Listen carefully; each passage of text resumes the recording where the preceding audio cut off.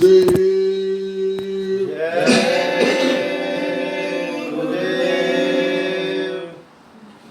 जय गुरुदेव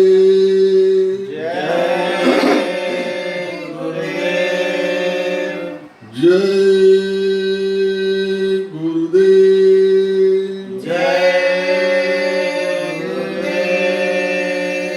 जय गुरुदेव नाम किसका प्रभु का जय गुरुदेव नाम किसका प्रभु का जय गुरुदेव नाम किसका प्रभु का प्रभु का पावन नाम जय गुरुदेव प्रभु का पावन नाम जय गुरुदेव प्रभु का पावन नाम जय गुरुदेव प्रेम से बोले जय गुरुदेव। प्रातः स्मरणीय सर्व समर्थ सदा सर्वत्र वंदनीय परम पूज्य नामी महाप्रभु बाबा जय गुरुदेव जी महाराज गुरु जी के चरणों में कोटि कोटि प्रणाम। उपस्थित सभी सत्संगी प्रेमी बच्चे बच्चियों सबको सादर सप्रेम जय गुरुदेव। गुरु महाराज की बड़ी विशेष कृपा हम सब पे जी ये अवसर मिला कि हम सब बैठ के प्रभु को याद करेंगे, गुरु से प्रार्थना करेंगे। मनुष्य जीवन के लिए यह समय बड़ा ही लाभकारी और उपयोगी होता है। जब भी ऐसा अवसर मिले उसका लाभ अवश्य लेना चाहिए। एक प्रार्थना बोली जाएगी उसको आप लोग भी दोहराइएगा। पहले मैं बोलूंगा फिर आप लोग एक स्वर में एक साथ बोलिएगा। जय गुरुदेव जय गुरुदेव यह जन्म तुझे अनमोल मिला गया जन्म तुझे अनमोल मिला यह जन्म तुझे अनमोल मिला यह जन्म तुझे अनमोल मिला जो चाहे इससे कमा बाबा जो चाहे इससे कमा बाबा कुछ दिन कमा कुछ दुनिया कमा कुछ दिन कमा कुछ दुनिया कमा कुछ दिन कमा कुछ दुनिया कमा कुछ दिन कमा कुछ दुनिया कमा कुछ हरि के लिए तू लगा बाबा कुछ हरि के लिए तू लगा जब पाथ पसारे जाएगा जब रात बसारे जाएगा जब हाथ पसारे जाएगा जब हाथ पसारे जाएगा बिन शोक कुछ न हाथ आएगा बिन शोक कुछ हाथ आएगा सिर पटकेगा पछताएगा सिर पटकेगा पछताएगा सिर पटकेगा पछताएगा सिर पटकेगा पछताएगा अब ही से राम बना बाबा अब ही से राम बना बाबा क्यों पाप कर्म की खेप भरी क्यों पाप कर्म की खेप भरी क्यों पाप कर्म की खेप भरी क्यों पाप कर्म की खेप भरी तू हल्का सिर भारी गठरी तो हल्का सिर भारी गठरी झट पटक तू सिर से यह बिस गगरी झटपट सिर से विष गगरी झट पटक तू सिर से यह बिस गगरी झटपट सिर से विष गगरी और हल्के हल्के जा बाबा और हल्के हल्के जा बाबा यहाँ लाखों निर्धन धनी हुए यहाँ लाखों निर्धन धनी हुए यहाँ लाखों निर्धन धनी हुए यहाँ लाखों निर्धन धनी हुए कंजूस हुए और गनी हुए कंजूस हुए और धनी हुए सब अंत में अंतर धरनी हुए सब अंत में अंतर धरनी हुए सब अंत में अंतर धरनी हुए सब अंत में अंतर धरनी हुए यह दुनिया जाय फना बाबा यह दुनिया जाए फना बाबा यहाँ 2 दिन को तू आया है यहाँ 2 दिन को तू आया है किस बिरत पिछ पर छाया है किस बिरत पिछ पर छाया है यह भरम जाल सब माया है यह भरम जाल सब माया है यह भरम जाल सब माया है यह भरम जाल सब माया है तू इसमें दिल न फंसा बाबा तो इसमें दिल ना फंसा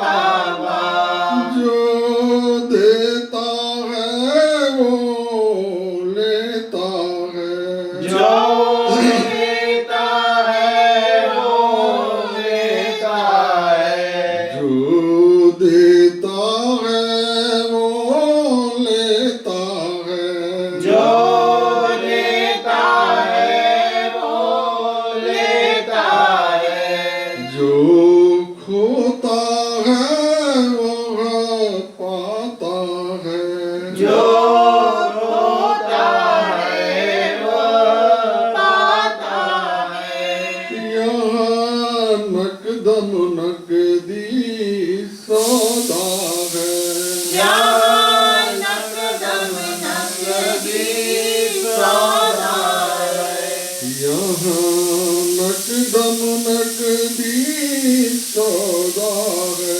यहाँ नकदम नकदी सौदा है जो आया है सो गया बाबा जो आया है सो गया बाबा संसार राम दुहाई है संसार राम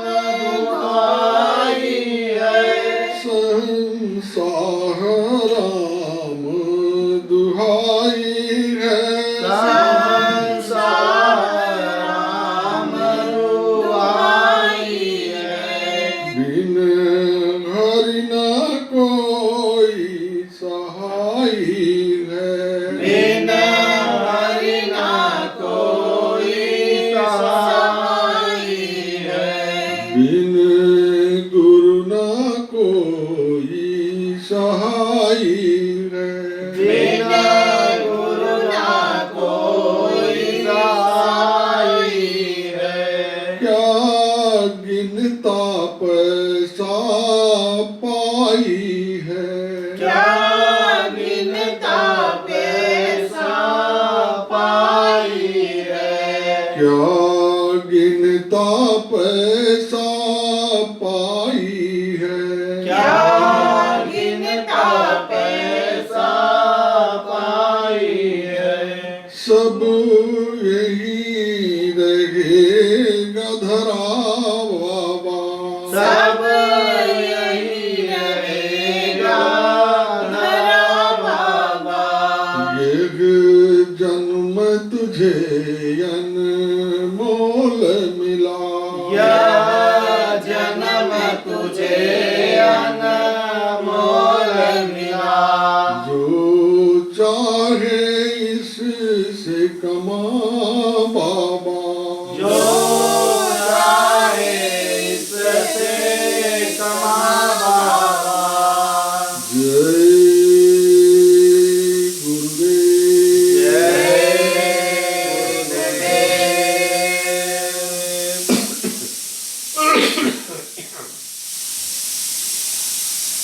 उपस्थित सभी सत्संगी प्रेमी बच्चे बच्चियों सबको सादर सत्संग जय।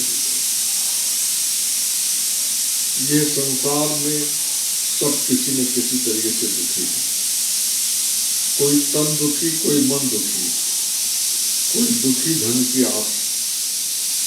सुखी केवल वही है जो प्रभु की भक्ति में लगा हुआ है। बाकी इस संसार में सुख किसी के पास नहीं। कुछ लोग ऐसे हैं जो महीने का हजारों करोड़ का टर्नओवर करते हैं। कुछ लोग और से उससे भी ज्यादा रोज का टर्नओवर करते हैं। साल में कई करोड़ और कई सौ करोड़ का, कई हजार करोड़ का टर्नओवर करते हैं, लेकिन उनके जीवन में भी शांति नहीं। उनका शरीर इस तरीके से हो गया है कि डॉक्टर उनको मना कर देता है कि आप कुछ नहीं खा सकते हैं, केवल मूंग की दाल और सूखी रोटी खाएं। कुछ ऐसे भी हैं जो जिनको कह देते हैं केवल सूखी रोटी और नमक ही खाइए। कुछ ऐसे हैं जिनको कह देते हैं कि केवल रोटी खा सकते हैं, नमक भी नहीं खाएं क्योंकि आपका ब्लड प्रेशर बढ़ जाएगा। यानी ये संसार देखो तो जीवन में किसी भी प्रकार का कोई ऐसा नहीं मिलेगा आपको जो सीने पे हाथ रख के ताल ठोक के कह दे कि मैं सुखी हूँ। सुख सिर्फ कहाँ पे है? वो प्रभु के भजन में, प्रभु के चिंतन में, गुरु की दया में है। बाकी कहीं कुछ नहीं। ये पूरा जीवन जिसे हम जीवन समझते हैं, क्या वाकई वो जीवन है?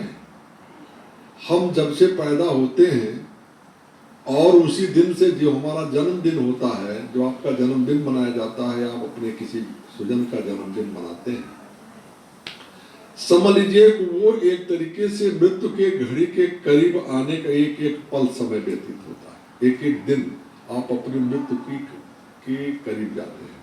कोई 70 साल, कोई 100 साल, कोई 50 साल, कोई जितना जिसका निर्धारित है, किसी को कुछ पता नहीं है। अनिश्चित जीवन है। कहा कि पानी केरा बुद्ध बुदा अस मानुष की जात, और देखत ही छिप जाएगा जो तारा प्रभात। बिल्कुल कोई ठिकाना नहीं है।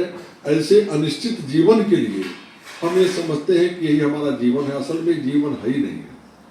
जीवन तो एक अलग है। जो जीवन अलग क्या है कि जो जीवन आपके अंदर है, नहीं परमात्मा को अगर आप जान पाए अपने इस जीवन में, तब तो समझ लीजिए कि आपका जीवन है। आपने इस शरीर को पाने का लक्ष्य प्राप्त किया। ये शरीर का लक्ष्य क्या? शरीर एक साधन आपका है, और इस साधन का लक्ष्य क्या है कि आपको अपने मंजिल तक पहुंचाने का। जैसे एक कार है, मोटरसाइकिल है, बैलगाड़ी है, या घोड़ा है, या घोड़ा गाड़ी है, उससे कोई मतलब, उसका कोई प्रयोजन नहीं है। उस कार का अपना निजी कोई प्रयोजन नहीं है। कार एक आपके लिए साधन है। आप उस कार में बैठोगे तो आपके मंजिल को पहुंचा देंगे। ऐसे ये शरीर आपको है, मिला हुआ है। इस शरीर से आप अपनी मंजिल तक पहुंच सकते हैं। अब उस मंजिल पे पहुंचने के जो तौर तरीके हैं, वो तौर तरीके आपको महापुरुषों से मिलेंगे। महापुरुषों ने कहा कि यह शरीर आपका जो मिला हुआ है, इसको आप समझ लीजिए कि हर दिन आप ये मानो कि आप प्रतिदिन जन्म ले रहे हैं। शाम को आप सोते हैं तो लगभग समझ लीजिए कि आपकी एक तरीके से यानी मृत्यु ही हो गई है, क्योंकि आपको सो जाते कुछ पता नहीं होता कि आप कहाँ होते हैं। आप उठते हैं तब आपको ध्यान होता है, सोते हैं तब आपको ध्यान होता है। बीच के समय में आपको ये पता नहीं, अगर आप सोए हुए हैं और आपके शरीर को कोई बिना हिलाए डुलाए ठीक से आपके बिस्तर को उठाए, आपके बेड को उठाए लेके चला जाए तो आपको पता नहीं लगेगा। लंका में सुखेन बैद को हनुमान जी गए और घर समेत उठा लाए रामा दल में। जब उसको दरवाजा खटखटाए, वहां पे जगाए, तब उठा, बोला कहाँ? बोले आप यहाँ पे आ गए, लंका से यहाँ आ गए। उसको मालूम नहीं पड़ा, क्योंकि क्या पता, आदमी सोया हुआ तो कहाँ जाए, कुछ पता नहीं है। एक छोटी मृत्यु ही है ये। तो मनुष्य को हर दिन जब वो सुबह उठता है तो उसको ये मान के रहना चाहिए कि आज मेरा नया जन्म हुआ है, और ये जन्म की उम्र उसको मालूम है कि शाम सूर्यास्त तक है। जब तक सूर्यास्त नहीं हो रहा है तब तक इसका समय है, इसकी उम्र है। उतने देर का विधान करके इस जीवन को ठीक से जीने की कला उसको सीखनी चाहिए। लेकिन आदमी उस दिन का छोड़ के कल के इंतजाम में लग जाता है, और कल जो बीत गया उसकी चिंता में बिता देता है। दो ही काम वो करता है कि कल हमारा ऐसा था, बिगड़ गया, और कल क्या होगा वो क्या, आज का कुछ चिंतन। आज खाना खाने बैठा हुआ तो उसको भोजन की चिंता है नहीं, भोजन पता नहीं खा रहा है, उसके स्वाद का भी ज्ञान नहीं होता। उसका चिंतन कल पे या तो चल रहा जो बीत गया है, या आने वाले भविष्य के कल पे चिंतन वो करता है, इससे कुछ नहीं। महापुरुषों ने इस बात को कहा कि आपको परमात्मा की याद में सुबह शाम समय देना चाहिए। अब सुबह शाम आप समय देने के लिए, लोग कहते हैं मेरे पास समय नहीं है, काम धंधे फुर्सत नहीं है, कुछ भी नहीं करने का समय है। बोले कि संध्या बंदन करना चाहिए। संध्या बंदन कब करना चाहिए? बोले ब्रह्म मुहूर्त में करना चाहिए। ब्रह्म मुहूर्त का समय क्या? 2 बजे से 6 बजे तक का 4 बजे का समय है। 2 घंटा, 2 बजे आप उठो और 6 बजे तक अपना साधन भजन ध्यान करो, ये आपका ब्रह्म मुहूर्त है। और शाम को जब सूर्यास्त होने लगे, उस समय में आप जो संध्य काल है, उस संध्य काल में भगवान को याद करना चाहिए, आध्यात्मिक चिंतन करना चाहिए। ये तो मतलब वेद विदित, और महापुरुषों ने इस बात को, ऋषि मुनियों ने इस समय को निर्धारित किया है। लेकिन मनुष्य कहता है, यार लोग ये कहते हैं मेरे पास समय नहीं। वास्तविकता ये है कि जब आप सो के उठते हैं, जब आप सो के उठे हैं, जब आप सो गए, तो वो समझ लीजिए आपका संध्या है। संध्या का मतलब निद्रा, रात, अंधेरी। आप जब बिस्तर पे जाए तो ये मान लें कि वो संध्या है, और जब बिस्तर पे आप जग जाए तब समझ लें कि आपका सुबह ब्रह्म मुहूर्त है। इस समय में भी यदि आप अपने परमात्मा को, अपने आप खुद को आप याद कर लें, तो भी आपका आध्यात्मिक काम बन सकता है। रामकृष्ण परमहंस थे, उनको एक मंदिर में पुजारी की जगह पर नियुक्त किया गया। तो पूजा करने, काली की उपासना करते थे। तो उपासना कभी 8 बजे पूजा कर दें, कभी 11 बजे पूजा करें, और कभी कभी 2 बजे पूजा करने के लिए। तो उनकी शिकायत हुई ट्रस्ट से, भाई ये तो बहुत बेसमय रखते हैं, पंडित जी बराबर पूजा नहीं करते। उनसे जब कहा गया तो उन्होंने कहा मैं क्या कहूँ, तो जब काली जी जगती हैं तभी मैं पूजा करूंगा, उससे पहले मैं कर नहीं सकता। लोगों ने कहा ये पागल है, इसकी बात करने की जरूरत नहीं है, अब जैसा करते हैं करने दो, क्योंकि कोई दिक्कत नहीं हो रही है। मंदिर सकुशल चल रहा है, मंदिर में आने जाने वाले लोगों को आनंद उतना ही आ रहा है, बल्कि उससे ज्यादा आनंद आ रहा है, इसको छेड़छाड़ नहीं। तो आप हर व्यक्ति का एक तो वो है ब्रह्म मुहूर्त जो निर्धारित है, संध्या काल, जो सुबह सूर्योदय से 4 घंटा पहले और शाम को सूर्यास्त के 4 घंटा के बीच तक ये संध्या काल है। लेकिन वो समय अगर आदमी को नहीं मिलता है तो उसका ये भी एक संध्या काल हो सकता है कि जब वो बिस्तर पे उठता है तो सोए सोए ही अपने पलंग पे, अपने बिस्तर पे, अपने चादर पे, अपने गद्दे पे, जैसे सोया है, चटाई पे सोया है, जमीन पे सोया है, कहीं भी सोया है, ट्रेन में है, बस में है, चल रहा है, यात्रा में है, तो जब उसकी नींद खुलती तो उसी समय 10 मिनट 5 मिनट वो अपने आप को रख करके परमात्मा को याद करे, उसको कहे कि प्रभु आपकी बड़ी कृपा हुई, आपने मुझे नया जन्म आज और दिया, एक दिन और आपने दिया है। इस दिन में के लिए अपनी योजना बना ले और परमात्मा से प्रार्थना करे कि मेरे से कोई गलती ना हो, पूरा दिन मैं अच्छी बातें करूं, अच्छा काम कर सकूं, और अपने आत्मचिंतन को उसी समय वो कर ले कि आप हमारे लिए इतनी कृपा आपने की, इतनी कृपा और मेरे पर करिए। और शाम को जब लौट करके अपने बिस्तर पे फिर जब भी जाए, 10 बजे जाए, 11 बजे जाए, 12 बजे जाए, जब उसको समय मिला तो उस समय में भी यदि उसने इस बात को दोहरा लिया कि प्रभु ये जो दिन आपने दिया था, इस दिन में हमने जो भी अच्छा भला बुरा किया है वो आपको मैं समर्पित करता हूँ। मेरे समझ में नहीं मैंने क्या अच्छा किया क्या बुरा किया, लेकिन जो मैंने अच्छा किया उसके फल भी आपको समर्पित करता हूँ। जो बुरा मेरे से हो गया हो जाने अनजाने में, उसके लिए मुझे आप माफी करें, और मैं अब आपके शरण में शरणागत हूँ, और मैं अब विश्राम कर रहा हूँ। ये भावना रख करके भी अगर आदमी अपने जीवन के यापन करे और परमात्मा को याद करे कि जो कुछ उसको मिल रहा है उसको सोचे। जब सुबह उठा तो चिंतन किया कि मेरे से भाग्यशाली दुनिया में कोई नहीं है। आप अपने दूसरे जीवों को आप देखो कि उन जीवों की क्या दशा है। कोई नंगा घूम रहा, कोई भूखा घूम रहा, कोई प्यासा घूम रहा, कोई धूप में तड़प रहा, कोई बारिश में तड़प रहा है। ये सारी चीजों से बचत नहीं उनको मिल पा रहे, लेकिन मनुष्य जीवन को आप देखें कि कितना भाग्यशाली ये मनुष्य जीवन, सर्वश्रेष्ठ जीवन भगवान ने इस मनुष्य जीवन को दिया है। इससे अच्छा अवसर कोई दूसरा नहीं हो सकता है। और वो सिर्फ और सिर्फ इसलिए दिया है कि ये मानो तन पा करके ये मनुष्य मेरी मदद करेगा, मुझे सहयोग करेगा। सहयोग किस बात का कि जितने जीव जंतु हैं, इन तमाम जीव जंतुओं के पालन पोषण की जिम्मा भगवान ने ली है। सबको भोजन देता है, सबको स्वास्थ्य देता है, सबको सुविधा देता है। मनुष्य होकर के भी यदि आपने उनको सहयोग नहीं किया तो उनको असहयोग न करें।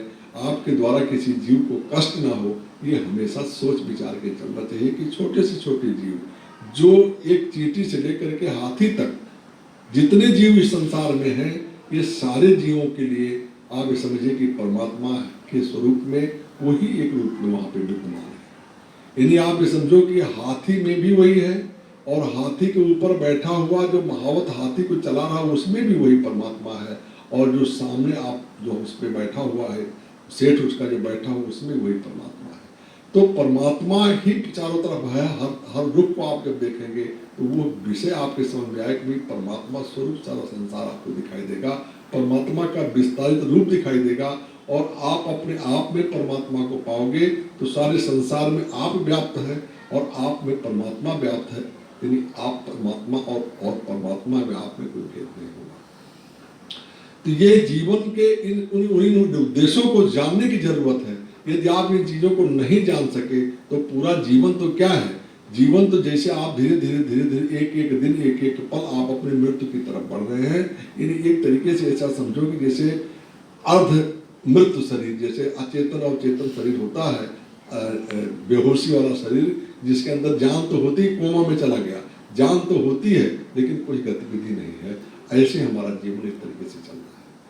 हमें इस जीवन को, लोग किसी से पूछो, एक व्यक्ति भगवान बुद्ध के पास गया, उसकी उम्र लगभग 70 वर्ष रही होगी। उसको भगवान बुद्ध ने पूछा कि भाई तुम्हारी उम्र क्या है? तो उसने कहा कि प्रभु हमारी उम्र 4 वर्ष है। भगवान बुद्ध ने कहा अरे क्या कहा आपने? बोले कि हमने आपसे निवेदन किया प्रभु मेरी उम्र 4 वर्ष है। बोले आप लगते तो इतनी उम्र के, कैसे 4 वर्ष आप निवेदन कर रहे हैं, कैसे कह रहे हैं, आप किस आधार पे? तो उन्होंने कहा कि प्रभु इसके पहले जो मेरी उम्र थी, जिस उम्र का मुझे ज्ञान नहीं था, हम ये समझते थे कि मेरा ये जीवन क्या है, धन कमाना, रुपया कमाना, घर बनाना, मकान बनाना, गाड़ी खरीदना, घोड़ा खरीदना, हम इन्हीं चीजों को अपना जीवन समझते थे, जीवन का लक्ष्य समझते थे। लेकिन अब मुझे इस बात का ज्ञान हो गया कि ये सब चीजें हमारे काम की चीजें नहीं है, ये मेरा जीवन नहीं है या मेरा लक्ष्य नहीं है। हमें जो अपने अंतर्भाव का अनुभव हुआ वो 4 साल से हुआ है, और गुरु हमारे मिले, उन 4 सालों के अनुभव के आधार पे मैं अपने आप को 4 साल का ही मानता हूँ, बाकी उम्र से हमारा कोई मतलब नहीं। भगवान बुद्ध ने अपने शिष्यों से भी कहा देखो इसको समझ लो, अब तुम्हारे जीवन की गणना इस पद्धति से होगी, जब से तुम्हें ज्ञान प्राप्त होता है वहीं से तुम्हारा जीवन माना जाएगा। तो हम इन चीजों को बगैर समझे बुझे सारी चीजें हम यही समझते हैं कि हमारा जीवन कहाँ पे है। जीवन का समझने का जो तौर तरीका है, उस तौर तरीके में हम फंसे रहते हैं। हम नहीं जान पाते कि वास्तव में हम अपने जीवन की तरफ जा रहे हैं कि मृत्यु की तरफ जा रहे हैं। यानी आप समझो किसी बूढ़े आदमी को अगर आप बात करो तो कहेंगे अरे मेरा बचपन कितना आनंदमय था, मेरी जवानी कितनी आनंदमय थी, हम जवान थे तो ये थे, बचपना था तो ये था। लोग कहते हैं कि बच्चे बहुत निश्चिंत होते हैं, बड़े आनंद में होते हैं। क्यों? जब आप प्रगति कर रहे हैं, आपका जीवन विकास कर रहा है, आप बचपना से जवानी पे आए, जवानी से आप बुढ़ापा पे आए, तो बुढ़ापा धीरे धीरे आपके जीवन के पूर्णता की तरफ जाता है, तो वो तो और आनंदपूर्ण होना चाहिए था, लेकिन वो आनंदपूर्ण न होकर के और दुखदायी हो जाता है। इसका ये मतलब, इसका ये प्रमाणित है कि ये जीवन नहीं है, जीवन कुछ अलग है। जो अलग जीवन है वो न कभी बच्चा होता, न कभी बूढ़ा होता, न कभी जवान होता है। उस चीज को जानने की जरूरत है, और वो चीज कहाँ से मिलेगी? वो संत महापुरुषों के शरण में जाने से मिलेगी। वो उसका रास्ता बताएंगे कि आप इनको कैसे पा सकते हो, उस लक्ष्य को कैसे आप हासिल कर सकते और यदि आपने इसको नहीं जाना, इस मनुष्य जीवन को पा करके और इसी संसार की चीजों को खाते कमाते जीवन को बिता दिया, तो कुछ लक्ष्य आपने कुछ हासिल नहीं किया, तो जीवन आपका व्यर्थ चला गया। इस सोच पे सारी चीजें निर्धारित करती है। एक आदमी घोड़ा लेकर के सवारी पे निकला अपने गांव से नाराज होकर के, गांव में परेशानी रही, कुछ रही होगी दिक्कत, बहुत लोग होते हैं कि चले आए बहुत दिक्कत, यहाँ चल दूसरी जगह जा करके हम कुछ करेंगे। वहां से गया, एक गांव में पहुंचा, सूर्यास्त होने वाला था। बुढ़े से पूछा, एक आदमी गांव के बाहर था, बूढ़ा आदमी बैठा था, उसने कहा बाबा ये गांव के लोग कैसे हैं? तो बुढ़े ने कहा इस सवाल का जवाब देने से पहले मैं आपको ये बता दूं, कुछ जानना चाहूंगा, आप जहां से आ रहे वो गांव के लोग कैसे थे? तो उसने कहा नाम मत लीजिए उस गांव के लोगों का, उस गांव के लोग इतने बेकार कि उनका याद आ जाता तो मेरा मन दुखी हो जाता, मैं बहुत परेशान हो जाता हूँ, इसलिए मैं उस गांव को छोड़ करके इस गांव में आया हूँ, सोचता हूँ इसी गांव में रहूँ, ऐसा मैंने सुना है गांव के लोग अच्छे हैं। बूढ़े ने कहा ये गांव के लोग तो बिल्कुल बेकार है, किसी काम के नहीं है, यदि आप यहाँ रहना चाहोगे एक दिन में नहीं रह पाओगे। थोड़ी देर में एक गाड़ीवान वहां पे पहुंचा, गाड़ी अपने बैलगाड़ी लेकर के, उसने भी बुढ़े से पूछा, बुढ़े ने उससे वही सवाल किया कि तुम जहाँ से आ रहे हो वहाँ के लोग कैसे? बोले वहाँ के लोग बहुत अच्छे हैं, बहुत बढ़िया लोग हैं, उनसे बड़ा प्रेम हमारा है, लेकिन मेरी ऐसी मजबूरी थी कि मुझे वो गाँव छोड़ना पड़ा और मैं बड़ा दुखी उस गाँव को छोड़ करके अब सोचता हूँ कि यहाँ कोई शरण मिल जाएगा तो इसी गाँव में रहूँगा। बुढ़े ने कहा बिल्कुल आप रह सकते हैं, इस गांव में किसी प्रकार की कोई तकलीफ आपको नहीं होगी। कहने का मतलब कि जो आपके विचार जिस तरीके से हैं, ये संसार वैसा ही आपको दिखाई देता है। आपने अपने आंख पे नीला चश्मा लगा लिया है, हरा चश्मा लगा लिया है, काला चश्मा लगा लिया है, तो संसार की सारी चीजें वैसी दिखाई देंगी। आपके विचारों में जो कुछ घुसा रहेगा, उन्हीं विचारों के आधार पर आपका ये सारा संसार होगा चलता है। तो हमें सब, आप सबको हमारे जीवन में ये मनुष्य जीवन ये समझ करके सुख कल ये मिला कि इस बहुत आनंद पूर्वक इस जीवन को बिताने के लिए, इस समय को काटने के लिए ये हमें मिला। और ये एक तरीके से दौड़ करते करते करते करते करते जो पूरी दौड़ हमने की है, पूरी दौड़ धूप करने के बाद 84 लक्ष्य योनियों के भटकाव के बाद ये मनुष्य जीवन एक तरीके से आनंद और विश्राम के लिए मिला, और उस परमात्मा को पाने के लिए, खुद को जानने के लिए, अपने जीवन को यानी सफल बनाने के लिए कि हम परमात्मा को पा करके इस आवागमन के दर्जे से छुटकारा पा जाएं, इस कक्षा से ऊपर की कक्षा में जाएं। अगर हम अच्छे कर्म करेंगे, परमात्मा को याद करें, उनका चिंतन करेंगे, तो हम ऊपर जाएंगे। और यदि हम कोई काम इसमें नहीं किया तो लौट करके वो 84 के जो लक्ष्य होंगे उसी में हम लौट जाएंगे। इसके लिए हमें हमेशा इस बात को सोचना चाहिए कि हम परमात्मा को कैसे पाएं, परमात्मा कैसे हमको मिलेगा और हम कहाँ जाएंगे। देखो जब इस विषय की चिंतन, इस विषय की धारणा मन में बैठ जाती है कि मुझे इस चीज को प्राप्त करना है, तो निश्चित रूप से वो चीज मिलती है। गोस्वामी जी थे जिन्होंने रामायण लिखा, बचपन जब वो पैदा हुए, बहुत छोटे उम्र के थे, तो उनके मन के अंदर एक उचाट रहता था। घर के दरवाजे पर से बैठे रहते थे और बैठ करके देखते रहते थे इधर उधर। घर वाले समझते थे छोटा बच्चा क्या देखता है, उसको पूछते थे क्या चाहिए तुमको, खिलौना चाहिए, कुछ खाने की चाहिए, कोई इच्छा तुम्हारी है। लेकिन कुछ बच्चे से बेचैन, कुछ समझ में आता नहीं, कुछ नहीं बोलते थे। बाकी दिनों अपना रहे, थोड़े और बड़े हुए तो वो जमुना के तट पे राजापुर गांव है बुंदेलखंड में, उसी गांव के थे, बिल्कुल जमुना के करार पे उनका मकान है, आज भी है मकान उनका। गोस्वामी का भी ज़्यादा दिन का समय नहीं हुआ, 200-400-500 साल, 400-450 साल हुआ। 1589 में पैदा हुए थे, 2000 चल रहा, समझ लो लगभग 500 वर्ष हुआ उनका वहाँ पैदा हुए।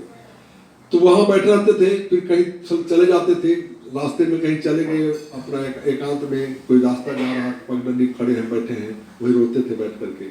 कोई आता था गांव वाला, कहता था अरे भाई देखो तुम्हारा लड़का वहाँ जा करके रो रहा, क्या हो गया? वहाँ जाते पूछते थे क्या चाहिए, कैसे चाहिए, कुछ नहीं, उनके अंदर बेचैनी थी।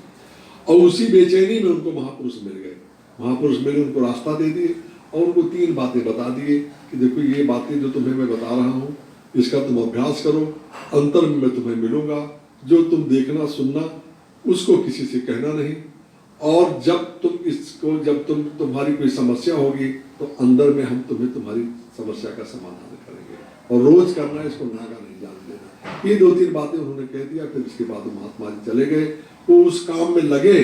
तो गोस्वामी स्वयं अपनी वाणी में कहते हैं कि जब मैं उस काम में लगा तो मेरी जीवात्मा जागी, और जब जीवात्मा जागी तो मैं अंतर के लोगों का सैर किया, ईश्वर को देखा, ब्रह्म को देखा, पार ब्रह्म को देखा, और महाकाल पुरुष को देखा और फिर अपने पिता सतपुरुष को मैंने देखा। और उसी गांव में अपने घर में रह करके 25 वर्ष की अवस्था तक में उन्होंने सब कुछ हासिल कर लिया और वहीं पे दूसरे लोगों को भी कल्याण किया। और वहां से चले गए बनारस, काशी चले गए। काशी में जा करके वहां पे रहे वो। ठीक है, उनका बड़ा विरोध हुआ, महात्माओं का सबका विरोध होता है। जितने महात्मा धरती पे आए, अच्छी बातें जब कहते हैं तो लोग अच्छी बातों को नहीं मानते हैं, क्योंकि उनकी दशा दिशा एकदम अलग हो गई।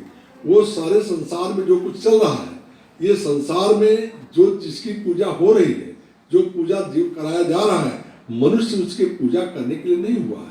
मनुष्य को अपनी खोज करनी चाहिए। वो खोज परमात्मा के लिए अपनी आत्मा को जगावे और अपने पिता के पास जावे।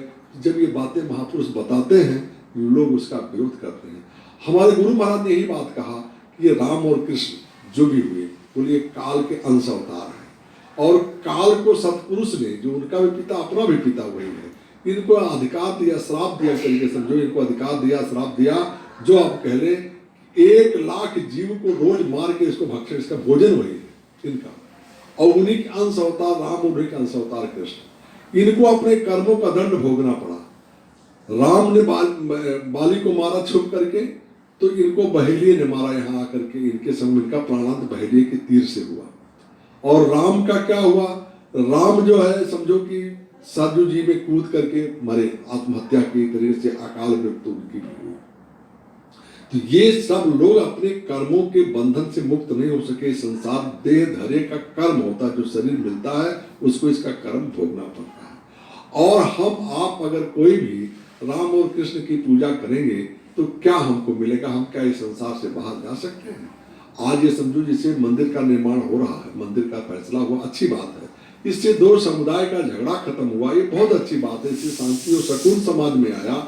लेकिन अगर ये कोई समझे कि राम की पूजा करके, राम का दर्शन करके, उस मूर्ति का या उस मंदिर में जा करके या उस मंदिर में योगदान दे करके हमें कोई हमारी गति मति कोई मोक्ष मुझे मिलेगा, ये उसका भ्रम होगा। संत महात्मा इस चीज को मानते नहीं। संत महात्मा उनको मान्यता देते हैं, लेकिन ये कहते हैं कि इससे आगे तुमको जाना, तुम्हारा घर इनके स्थान से आगे है। जहां पे इनका स्थान है, ईश्वर का, ब्रह्म का, पार ब्रह्म का, इन स्थानों में आपका स्थान नहीं है। इस रास्ते में ये चीजें हैं और इनको पार करके आप अपने घर पिता सतपुरुष के पास आपको पहुंचना है। वो रास्ता महापुरुषों से मिलता है और वो आपको इसी शरीर में उसका रास्ता गया हुआ है। इन्हीं दोनों आंखों के बीच में आपकी जीवात्मा बैठी हुई है। वो जीवात्मा जब जागेगी और जब अंदर की सृष्टि उसकी बनेगी, अंदर का रस उसको मिलेगा, तो वो जब उस ध्यान में उसको पहुंचेगी तो वो चीज पहुंच करके गुरु के चरण कमल में पहुंचेगी। और उस गुरु के चरण कमल में जो नीलगिरी पर्वत है, वहां पे गुरु विराजमान, अंदर में सारी चीजें हैं। और वहां से उस चरण कमल में जैसे गंगा, जमुना, सरस्वती जितनी चीजें हैं, सारी धाराएं वहां पे बहती हैं और वहां गुरु साक्षात उपलब्ध होता है और आगे का मार्ग प्रशस्त करता है। लेकिन इसके लिए थोड़ा सा अभ्यास, गुरु से रास्ता लेकर के, मार्ग लेकर के, मन के अंदर ये भावना बना करके जो बैठेगा वही कर पाएगा। जो 24 घंटा सिर्फ इसीलिए लगा हुआ है कि हम क्या खा लें, क्या कमा लें, क्या बना लें, क्या धर लें, कुछ नहीं हो सकता उसके लिए। उसका जीवन जो समय हमारे पास है, उस समय का हमें बंटवारा कर लेना चाहिए कि भाई हम जीवन का 50% भाग समझेंगे कि हमारा जो है, उसको आधा समय जीवन का हम अपने मनुष्य जीवन के शरीर के लिए, बाल बच्चों के पालन पोषण के लिए, इन सब कामों के लिए लगाएंगे। 25% परमार्थ के काम में लगाएंगे। परमार्थ का काम ऐसा जिस समाज है, संसार है, कोई भी जीव है, किसी की कोई भी सेवा सत्कार जो भी हम कर सकते हैं, निःशुल्क निश्चल भाव से सेवा भाव में हम करेंगे। और 25% समय हम अपने आत्म जागरण के लिए हम लगाएंगे। आत्मा हमारी जागृत कैसे होगी? जो गुरु से रास्ता मिले उसके चिंतन मनन से होगी। उस नाम के सुमरन से, गुरु को ध्यान करने से, गुरु के रूप को समझने से बाकी सारा काम आपका बनता है, जब इन चीजों के आधार को आप पकड़ लेते हैं। जब तक हम ये नहीं करेंगे, हमारा जीवन में सिर्फ हाँ पर लगा रहे, कोई संसार में कोई सुख किसी चीज में नहीं मिल सकता है। उन सुख को पाने के लिए हम जितना भी उल्टा सीधा कुछ भी करेंगे, अंत में वो हमारे साथ कुछ नहीं जाता है। ये गठरी पाप की भर जाती है और जब ये समय हाय हाय करते हुए बीत गया तो ये काल 1 मिनट का समय आपको नहीं देगा, इस शरीर से आपको बाहर कर देगा, आपका हिसाब करेगा, हिसाब करने के बाद उचित फैसला आपको दे करके वहां जाके खड़ा कर देगा। इसकी माफी भी गुरु से मिल सकती है। सदगुरु जो महापुरुष पहुंचे हुए हैं, यदि उनसे आप नित्य अपने कर्मों की माफी मांग रहे हैं, रोज आप सफाई कर रहे हैं, तो आपके कर्मों की माफी भी होगी और आपके पूर्ण फल का भी सफाया वो करेंगे, आपकी गलत कर्म का भी वो सफाया करेंगे, आपकी जीवात्मा निर्मल होगी। और जब जीवात्मा निर्मल होगी तो उन्होंने कहा कि निर्मल मन जन सो मोह पावा, मोह कपट छल छिन्न न भावा। जो निर्मल हो जाएगा वही मुझे पा सकता है। और जो निर्मलता कैसे आएगी, ये सारा चीज जब हम गुरु को समर्पित करेंगे कि प्रभु जो भी कुछ है सब आपके लिए है, मैंने जो भी कुछ किया है, गलती किया, सही किया, वो कुछ पता नहीं मुझे, लेकिन ये सब मैं आपको समर्पित करता हूं। और ये संसार के जितने कर्म हैं, जो भी कर्म है, उन सभी कर्मों को आप उससे मुंह नहीं मोड़ सकते क्योंकि आपकी जिम्मेदारियां हैं, लेकिन उन कर्मों को सब कुछ करते हुए उसमें आपका लिपटाव नहीं होना चाहिए, उसमें आपका लगाव, प्रेम, मोह नहीं होना चाहिए। प्रेम हो सकता है, मोह नहीं होना चाहिए, क्योंकि आसक्ति अगर हो जाएगी तब उसका कर्म बन जाएगा। गोस्वामी लिखा कि जननी जनक बंध सुत दारा, तन धन भवन हृदय परिवारा। जननी जो माता है जिसने पैदा किया है, जनक पिता, बंधु भाई, सुत पुत्र, दारा पत्नी, तन ये शरीर, धन जो आप कमाते हैं, भवन आपका मकान, परिवार पूरा जो समाज आपका है, ये सब के ममता ताग बटोरी। सबका जो आपको मोह है, ममता मतलब मोह, प्रेम नहीं, मोह और प्रेम में बड़ा अंतर है। प्रेम तो किसी से आप कर सकते हैं, लेकिन मोह जिससे हो गया वो वही आपके, यानी मोह सकल व्याधिन कर मूला। मोह हुआ तो बीमारियां बढ़ी, झंझटें बढ़ी। तो बोले सबकर ममता ताग बटोरी, मम पद मन ही बाध बर चोरी।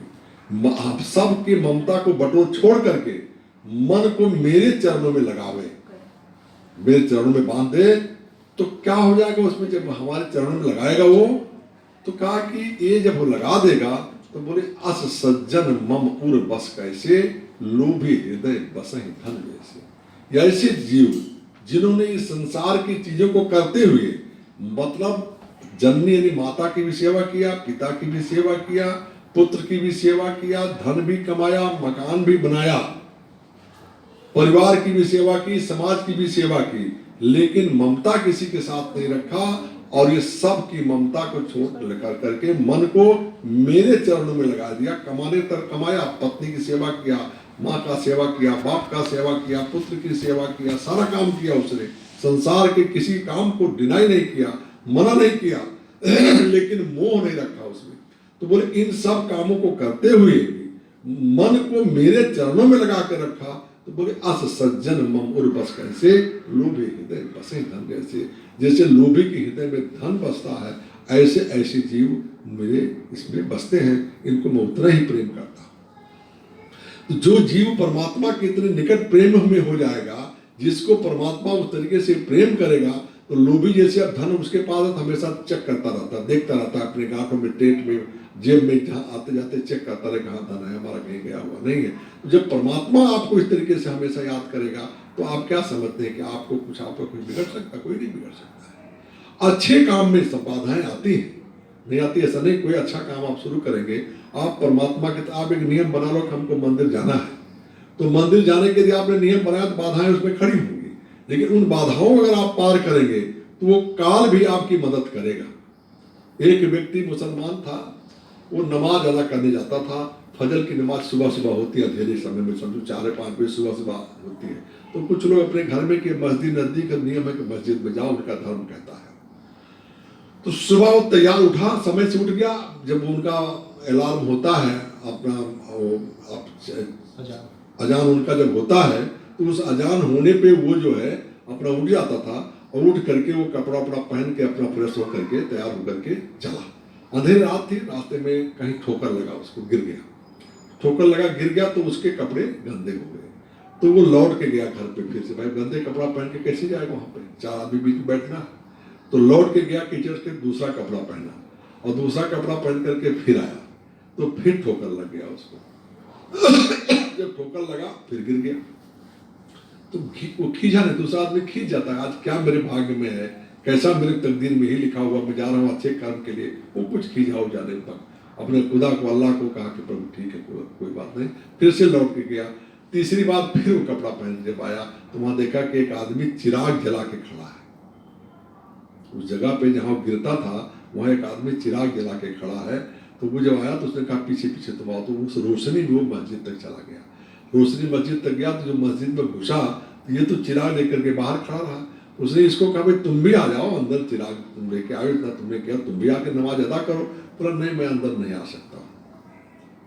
बोले क्यों नहीं अंदर आ सकते हो? बोली मैं शैतान हूँ। शैतान मतलब इब्लिस, इब्लिस मैंने जो काल हूँ। तो बोली क्यों, फिर क्या मतलब हुआ, तुमने हमारी मदद क्यों की? बोली तुम्हारी मदद मैंने अपनी मजबूरी में किया। बोले क्या मजबूरी आपकी थी? बोले एक बार जब मैं तुमको ठोकर मार के गिराया तो खुदा ने तुम्हारे सारे गुनाहों को माफ कर दिया। जब दोबारा तुम कपड़ा पहन के लौटे घर से नमाज के लिए दोबारा लौटे तो खुदा ने तुम्हारे सारे गुनाहों को माफ कर दिया। तुमने कहा चलो कोई बात नहीं, इसका माफ कर दिया तो कोई बात, ऐसे खानदान के लोग तो हैं, उनको मैं रगड़ूंगा। तो जब आप आए दोबारा मैं ठोकर मारा आपको और फिर गिर गए आप, और लौट करके फिर जब कपड़ा पहन के फिर आप निकल पड़े मस्जिद जाने के लिए, तो खुदा ने आपके पूरे खानदान के गुनाह का माफ कर दिया।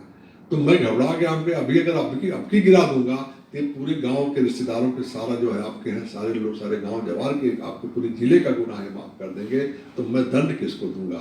इसलिए मैं वो मौका नहीं देना चाहता था आपको। हम आपको चिराग दिखाया, आप यहाँ से चले आए। इसी तरीके से यदि हम अपने जीवन में परमात्मा के प्रति हमारी आस्था दृढ़ है और हम अपनी दृढ़ता के लिए अपने काम में लगे रहेंगे और हम अपने काम के तरफ जाएंगे, तो कोई कारण नहीं होता कि आपको तकलीफ आ सकती है, लेकिन उस तकलीफ का समाधान भी परमात्मा करता है। गुरु महाराज ने कहा कि गुरु कुम्हार से कुंभ है। गुरु जो है कुम्हार जैसा है और शिष्य क्या घड़ा है। अंतर हाथ सहार दे बाहर बाले चोर। जैसे कुम्हार क्या करता है कि हाथ एक अंतर लगाता है और बाहर से थापिस मारता है, उसको देखने लगता है उसको पिटाई कर रहा है, लेकिन अंदर हाथ से संभाल लेता है। यदि वो ना संभाल टूट जाएगा, माटी घड़ा रुकेगा, लेकिन अगर पिटाई नहीं करेगा तो उसके अंदर डिजाइन नहीं आएगी। तो ऐसे गुरु जो है मौका पे तकलीफ देता है, तकलीफ देगा लगेगा, लेकिन वो तकलीफ नहीं दे रहा, आपको दुरुस्त करा, आपको गला करके पका करके बिल्कुल बढ़िया से वो कहा है। जब तक घिसाई नहीं आपकी होगी तब तक आपका रंग नहीं निकलेगा। जैसे मेहंदी का पत्ता है, ला कर तो किसी काम का नहीं है, लेकिन जब उसको घिसा जाएगा तो कहा रंग गलाती है हिना पत्थर पे घिस जाने के बाद, सुरखरू होता है इंसान ठोकरें खाने के बाद। वो आपके अंदर रंग लाने के लिए परमात्मा आपको कष्ट देता है। परमात्मा को कष्ट देने का कोई कारण आपको नहीं है, उसका लक्ष्य नहीं होता आपको दुखी किया जाए, लेकिन वो दुख दे करके आपको पकाता है, आपके कर्मों को खत्म करता है, कटवाता है, उन कर्मों को काटने का रास्ता देता है, हिम्मत देता है। बेगर जब समझो दुख आया और आपके अंदर हिम्मत है और दुख आप पार कर गए, समझो परमात्मा की कृपा है, पार करने की हिम्मत है तो आप पार कर जाओ। परमात्मा मदद करता है, उसमें हर हालत में परमात्मा मदद करता है। किसी परिस्थिति में अपने भक्त को निराश नहीं करता हो कभी, जो उसके प्रति आस्थावान है और दृढ़ता के साथ उनसे लगे हैं। ढुलमुल के लिए नहीं होता, जो ढुलमुल होते हैं वो तो कुछ नहीं, कभी आज है कल है, ऐसा नहीं। पक्के दृढ़ होंगे, उनका कोई साथी नहीं होगा तो भी सब, क्योंकि देखो घर परिवार संसार जो भी है, जितना भी कोई आपका चाहे कि मैं अपना नहीं कर सकता, आज समझो कोई आदमी बीमार हो जाएगा, सारे लोग घर परिवार पत्नी बच्चे सब होंगे उसके, लेकिन उसको कौन सहायता कर पाएगा? आखिरी में उसको ले जाकर के अस्पताल में भर्ती होना पड़ता है, बीमार होगा, और उसकी दवा देख रेख कौन करते हैं? वही नर्सें, वही डॉक्टर करते हैं, जिससे उनका कोई संबंध नहीं होता। वो सिर्फ उसे छोटे से पैसे की लालच में जो उनको बिलिंग होगा उतने उनको मिलता है, और जो आपके पूरी संपत्ति का वारिस होने वाला है वो आपको, अगर आपका मामला बिगड़ेगा तो एक गिलास पानी भी अंतिम समय में नहीं दे सकता, वही नर्स या डॉक्टर ही आपको पानी देंगे, जिनसे आपका कोई मतलब नहीं होगा। लेकिन परमात्मा उस समय आपके किस रूप में आपकी मदद करता है किस कोई नहीं जानता है। एक आदमी था जो भगवान का नित्य भजन करता था, सिमरन करता था, माला पे जो भी करता था, अपना नाम जपता था। बूढ़ा हो गया, काफी उम्र हो गई, घर में परिवार बच्चे सब थे। उम्र आने के बाद तकलीफें बढ़ जाती हैं और बुढ़ापा आ जाती है। जब उम्र ज़्यादा हो जाती है तो टट्टी पेशाब उसको ज़्यादा होने लगती है, पेशाब ज़्यादा आती है, बार बार उठाना, शरीर अधलस्त है, उठाने के लिए कोई न कोई चाहिए। तो बच्चे आते थे, ऐसा नहीं सेवा कर, बच्चे कोई उससे नाराज नहीं थे, लेकिन मनुष्य स्वभाव सो गए।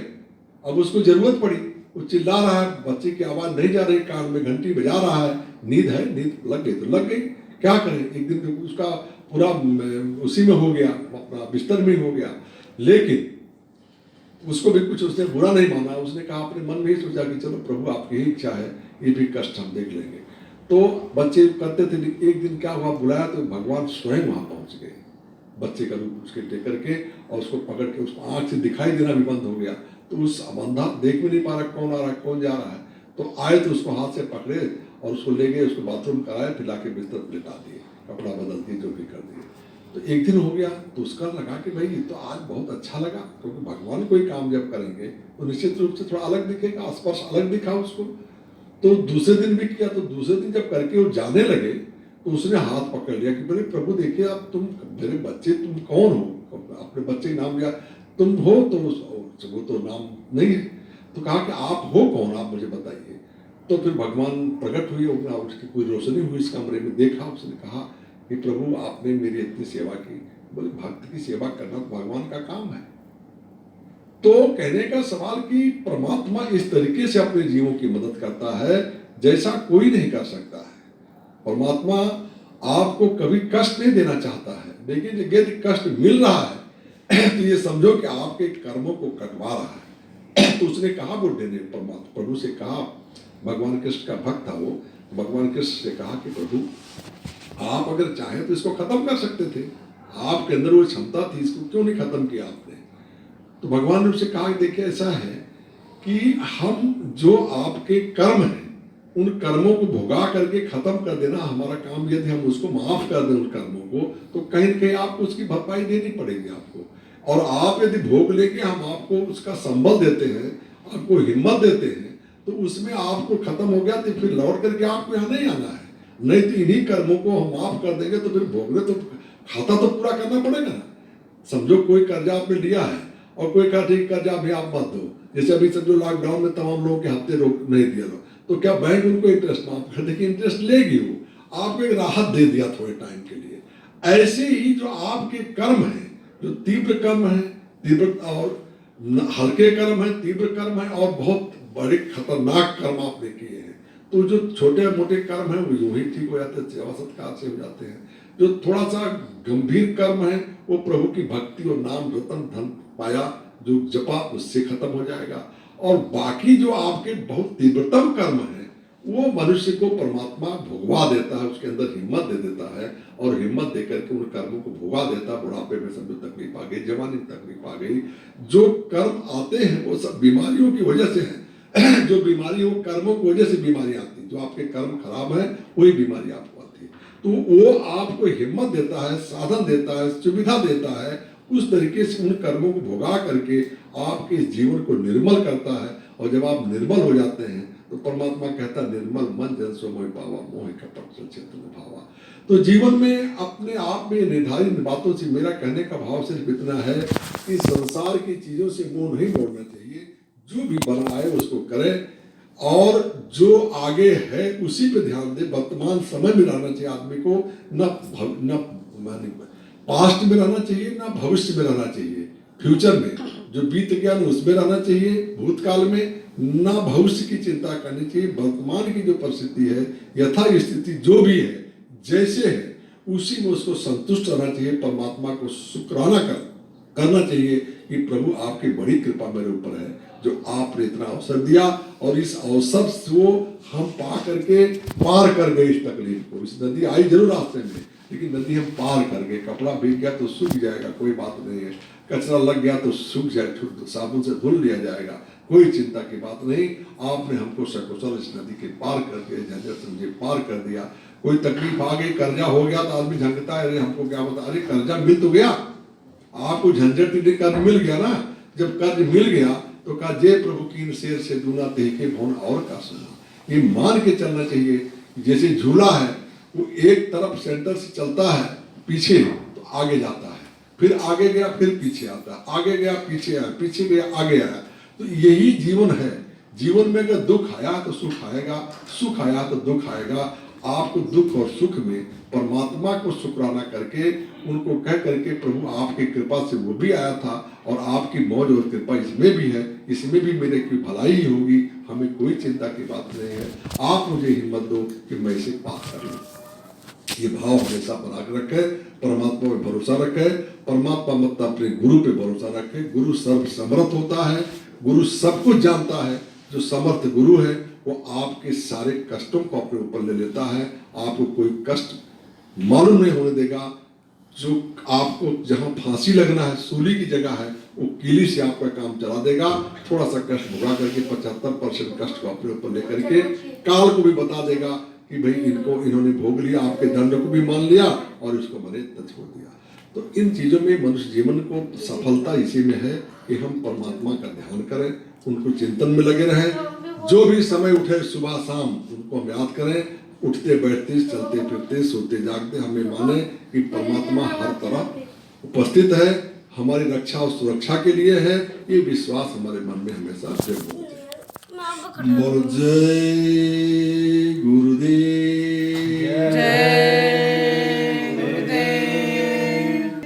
बाबा जी का कहना है शाकाहारी रहना है। बाबा जी का कहना है शाकाहारी रहना है। हिंदू मुस्लिम सिख ईसाई शाकाहारी हो जाओ भाई। हिंदू मुस्लिम सिख ईसाई शाकाहारी हो जाओ भाई। बीमारियों से जो बचना है शाकाहारी रहना है। बीमारियों से जो बचना है शाकाहारी रहना है। बोलो जय गुरुदेव। जय